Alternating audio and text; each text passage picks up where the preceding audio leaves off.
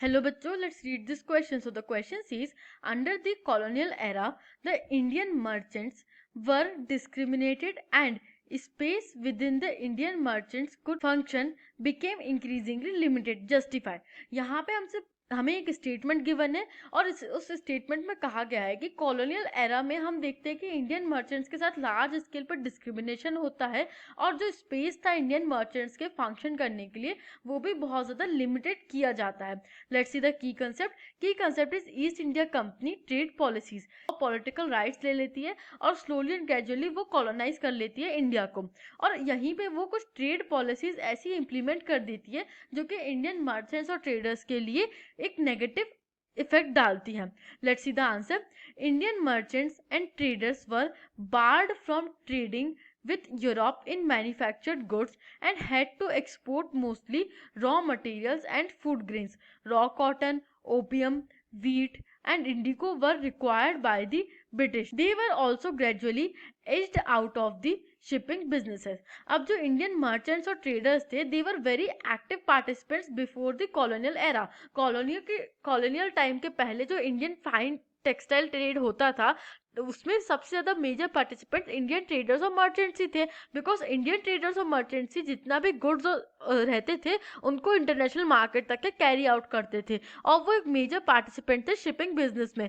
But जैसे ही east India company आती है तो वो सबसे पहले उनको रोक देती है यूरोपियंस के साथ ट्रेड करने में कि आप यूरोपियंस के साथ मैन्युफैक्चर्ड गुड्स में ट्रेड नहीं करोगे और इंडिया से कोई भी मैन्युफैक्चर्ड गुड का एक्सपोर्ट बंद कर देती है. जो एक्सपोर्ट अलाउ करती है मोस्टली वो भी किन चीज़ों का होता है, रॉ मटेरियल का होता है. अब रॉ मटेरियल में भी food grains, raw cotton, opium, wheat etcetera.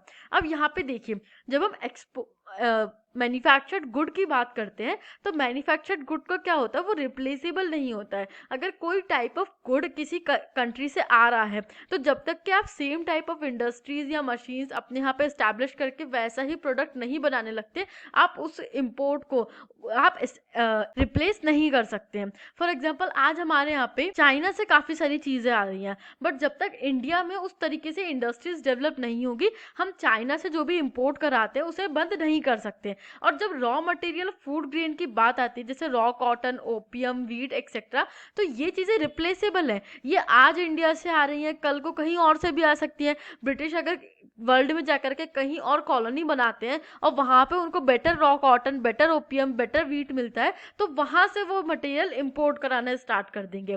अब धीरे धीरे क्या करते हैं ग्रेजुअली जो मर्चेंट्स होते हैं उनको भी एज आउट कर दिया जाता है इस शिपिंग बिजनेस से.